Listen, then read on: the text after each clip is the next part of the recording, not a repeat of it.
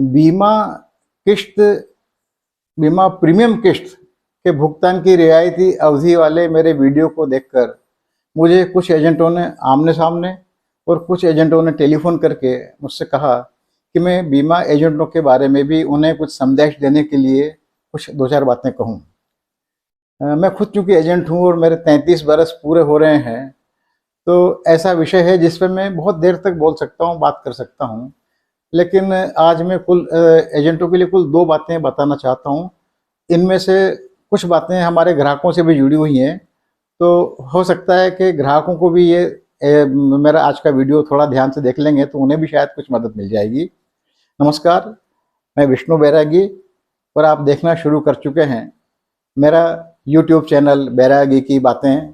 कृपा करके इस चैनल को सब्सक्राइब कीजिए, इसको वीडियो को लाइक कीजिए, साझा कीजिए और ये ऐसे वीडियो आपको लगातार मिलते रहें। इसके लिए नोटिफिकेशन हासिल करने के लिए घंटी का बटन दबाइए और कृपा करके बताइएगा, और ख़ास करके आज एजेंटों से निवेदन कर रहा हूँ कि बताइएगा कि आज का वीडियो उन्हें कैसा लगा।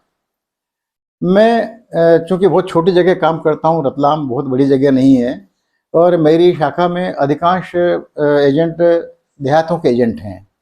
तो मुख्यतः ये एजेंटों के जो खास करके बहुत छोटे एजेंट हैं या फिर जो अभी प्रारंभिक स्थिति में जिनके 2, 3, 4 साल हुए हैं, उन पे शायद ज़्यादा उपयोगी होगा उन लोगों के लिए। 2 बातें आपको जिस पे आप कभी नहीं भूलें। पहली बात यह है कि आप बीमा कंपनी के एजेंट हैं, आप LIC के एजेंट हैं। LIC का चूँकि कामकाज का तरीका बहुत पारिवारिक है, दफ्तरों में हम लोग बहुत सहजता से बात कर लेते हैं और कई बार ग्राहकों के हितों के लिए अपनी सीमाओं से बाहर जाकर भी हम लोग झगड़ा कर लेते हैं प्रबंधन से, मैनेजमेंट से। लेकिन ये सब करते हुए हमेशा ख्याल रखिए कि आप एजेंट हैं LIC के, और आपके लिए जो काम दिया गया है कि आप लोगों से संपर्क करके उनके बीमे लेके आए और कंपनी को दें, और ताकि कंपनी उनका बीमा करे और लोगों को बीमा सुरक्षा मिल सके। तो पहली बात, आप LIC के एजेंट हैं। ग्राहक के हितों की रक्षा करना आपकी आवश्यकता, आपका बुनियादी ज़रूरत ज़रूर है, लेकिन आपकी पहली जिम्मेदारी अपनी कंपनी के प्रति है। उसके कानून कायदों का पूरा पालन करना, उसकी प्रक्रियाओं का पूरा निर्वहन करना, यह आपकी जिम्मेदारी है। इसलिए पहली जिम्मेदारी आपकी अपनी कंपनी के प्रति है।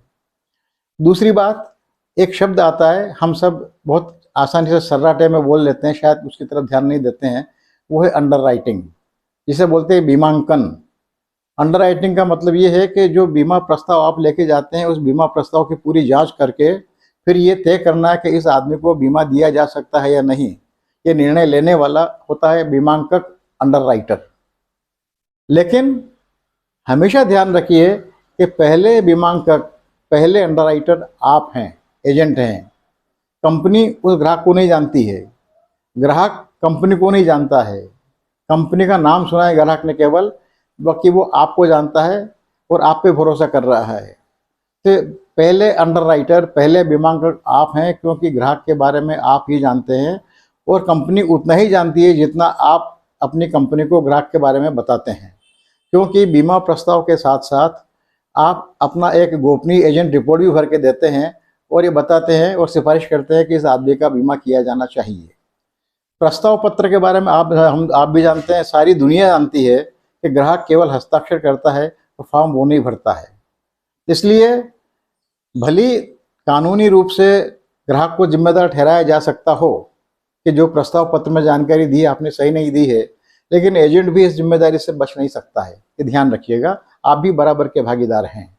इसलिए प्रस्ताव पत्र में जो जो बातें पूछी गई हैं, उन सारी बातों का सही उत्तर दें, और उन बातों का उल्लेख करने के साथ साथ अपनी गोपनीय रिपोर्ट में भी आप बताएं कि आपको ये बीमा प्रस्ताव कैसा लग रहा है और उसका बीमा किया जाने की सिफारिश आप करते हैं या नहीं।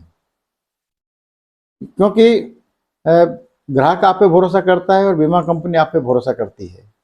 इसलिए आपकी जिम्मेदारी आप दोनों के प्रति होती है, और आपको अपनी चिंता भी सबसे पहले करनी है। आप अपने लिए काम कर रहे हैं। ध्यान रखिएगा, आपके जिम्मे 3 जिम्मेदारियां, आपकी 3 जिम्मेदारियां हैं।